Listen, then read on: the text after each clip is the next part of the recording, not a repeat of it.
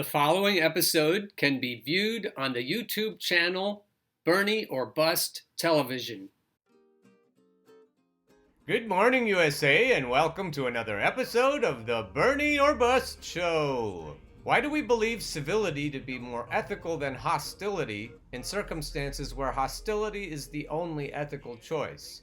That thought has been bugging me today. I watch an eminently nice guy, Bernie Sanders, getting his ass kicked, and I keep thinking, why does it have to be this way? I watch all the pundit class tell the Bernie bros they need to be nicer. What it feels like is that they're telling us sheep and cattle to stay in our pens and pastures. How dare we engage in hostility towards our betters, towards our masters? Well, I for one am not content any longer to remain in my pen or in my pasture. I don't believe it's ethical to just take whatever they dish out. Not only is it bad for me, it's bad for everyone who looks up to me. It's bad for my students. It's bad for my family. It's bad for my community. If I'm not willing to stick my neck out and say, hey, this is terrible, I'm doing a disservice to my community. And I'm doing a disservice to the planet. We've been taught the wrong thing about civility. What we've been taught is that we need to be more controllable instead of more ethical. Our planet is at stake. Our collective economic well-being is at stake.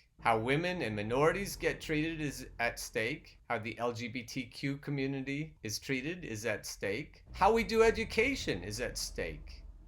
Do we want to train obedient workers, or do we want people who can think? And in the myriad other issues that we face, we need to be less obedient, more hostile, less civil, more insistent. We need to change this fucking place, and if we need to put on green vests to do it, if we need to pick up pitchforks and guillotines to do it, that is the ethical choice. Of course, the establishment is going to tell us to calm the fuck down. Of course, the establishment is going to call us Bernie bros and tell us to be more reasonable. Fact is, we don't need Bernie anymore. If we want single-payer Medicare for all, and we all agree, and it seems like workers all do agree, all we have to do is deny our labor for a week or so, and they'll come crashing down. We'll bring them to their knees, and they'll say, hey, what do you want? And we'll say, single-payer Medicare for all. And we won't say please. And they'll say please. They'll say, please come back to work. And we'll say, well, when you undo the gridlock in Washington and get it done, we'll come back to work. They'll tell us to be reasonable. And we'll say, have you been reasonable over the last 40 years when you have disassociated our productivity from our wages? More and more of our productivity goes into your fat cat pockets, and less goes into our pockets. Why the fuck is that? So yes, Bernie or Bust is hostile, but it's very ethical because it puts pressure on the people who need to change. And a lot of the people who need to change are suburbanites, comfortable Democrats, who could vote for Joe Biden. With or without civility, we need to tell them, hey boomer, you gotta stop voting for corporate sock puppet assholes. You have to do that right now. We're not saying please.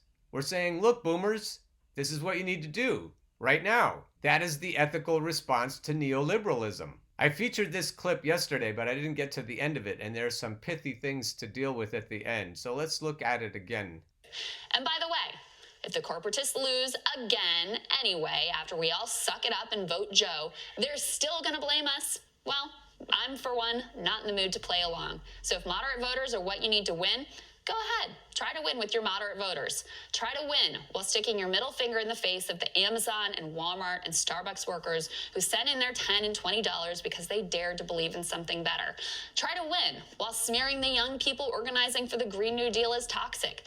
Try to win while insisting that Medicare for all is terrible and any way we can't afford it. Maybe you should talk to some folks about whether they can afford the status quo.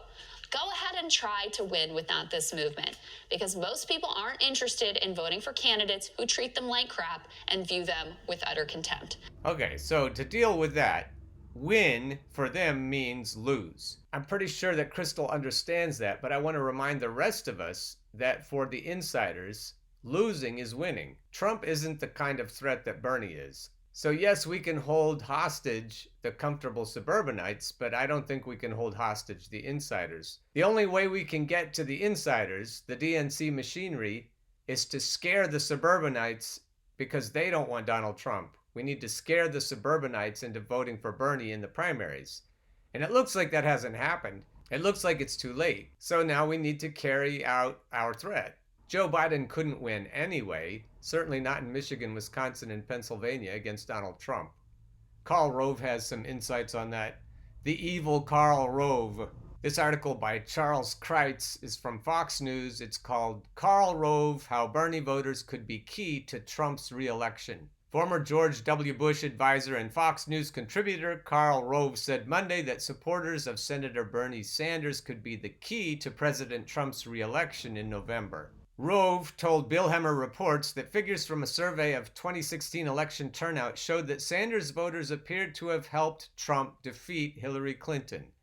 Rove then told host Bill Hemmer that he had looked into a study by Harvard professor Brian Schaffner that interviewed 50,000 people. Their suspicion is that 7%, I've seen other numbers of 8%, of Bernie Sanders' primary voters in 2016 turned around and voted for Donald Trump in the general election, said Rove, who added that it is possible that trend could repeat itself if Joe Biden beats Sanders to the Democratic nomination. I'll add to that the figure is closer to 12% in those swing states of Michigan, Wisconsin, and Pennsylvania. Rove said that in 2016, 568,000 people voted for Sanders against Hillary Clinton in Wisconsin's Democratic primary, while 185,000 did the same in Michigan and 720,000 did the same in Pennsylvania. That November, Trump won Wisconsin by 22,000 votes, Michigan by 11,000 votes, and the Keystone State by 44,000. Therefore, Rove stated, more than 50,000 of those key Trump votes in Pennsylvania would have come from Sanders supporters if they were extrapolated from the Harvard survey, meaning that Sanders voters who were either discouraged by Clinton's victory or felt more comfortable with Trump than the former First Lady helped put the president over the top. So that means Joe Biden is going to lose no matter what. But Crystal is right that they can't win without us if winning means defeating Donald Trump. But they already have won if winning means defeating Bernie Sanders. I think it's sad that we figured this out too late. If we had started in July explaining to the boomers that they can't have Biden, they can't have Warren, they can't have Buttigieg or Klobuchar or any of the others, Kamala or Corey, the whole parade that was put in to stop Bernie. If we had made it clear then, and there had been enough of us saying it, then we would have Bernie as the nominee right now. It would be over. I mean, Sagar, here's the reality.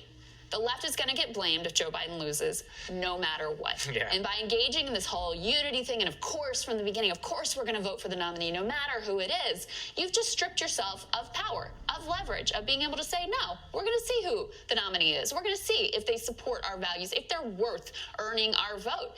And the moment you take that off the table is the moment that they can just take you for granted. Of course. So why didn't we use this power in July? Why didn't we flex our muscles in July? Why are we just getting to it now? Perhaps sour grapes would taste better if we could actually eat them. So let's say we get a new progressive champion. It's still up to us to apply the leverage. It's still up to us to apply the power. We still need to take a pledge, revolution or bust, or some other such thing, and we need to shove that solidarity in the faces of the establishment. It's not over. Whether or not Bernie is the one to lead us into pugilistic solidarity, it's not over. We can still figure this out. If people Crystal's age are figuring it out, then there really is hope. Crystal and Sagar wrote a book about populism. If everybody on both sides of the political aisle can work together, we could solve this. We can get Medicare for all. We can restore jobs to the Rust Belt. We can take care of women and minorities and the LGBTQ community. We can take care of our fucking planet.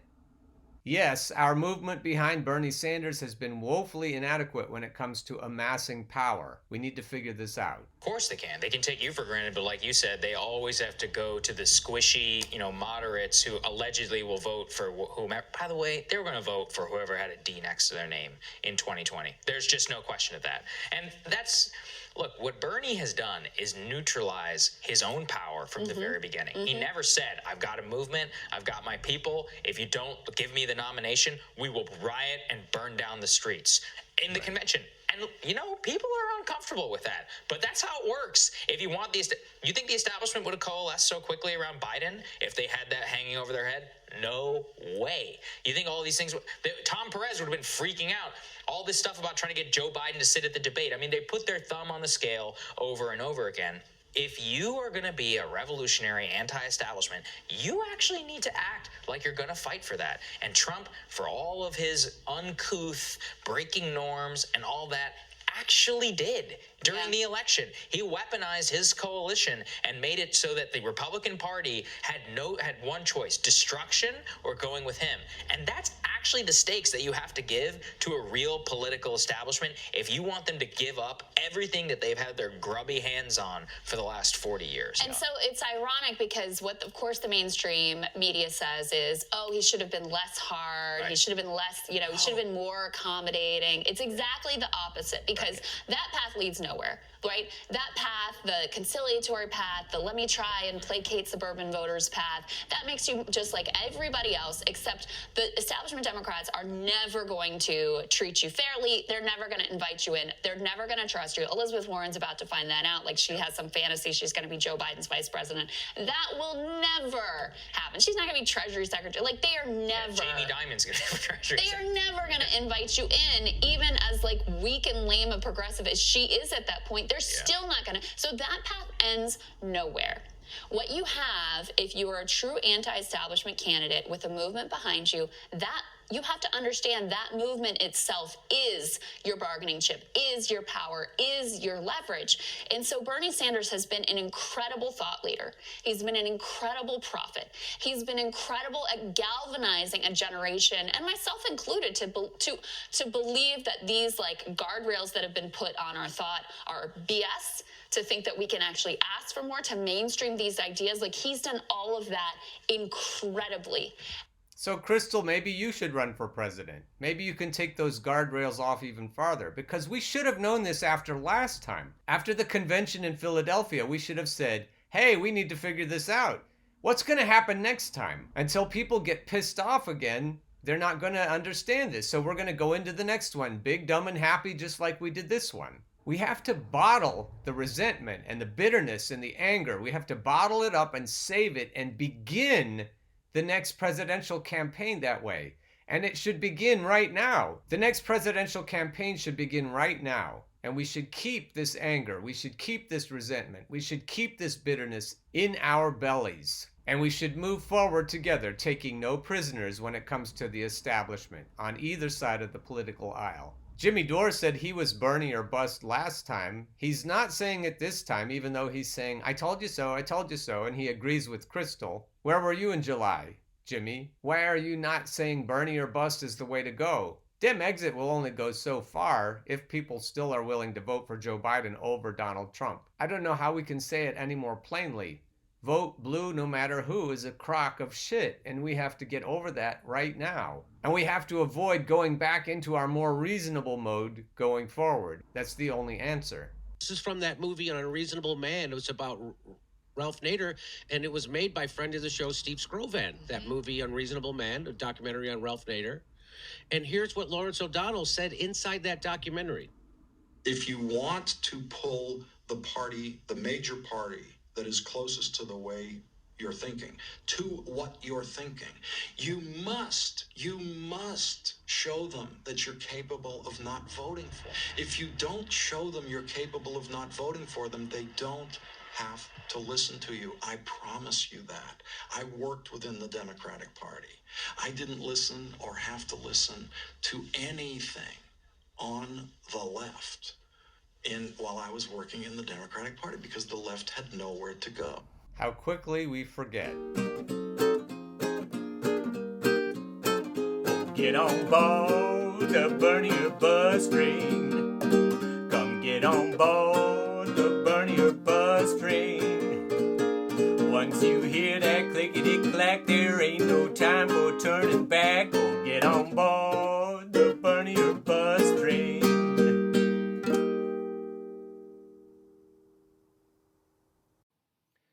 The preceding episode can be viewed on the YouTube channel Bernie or Bust Television.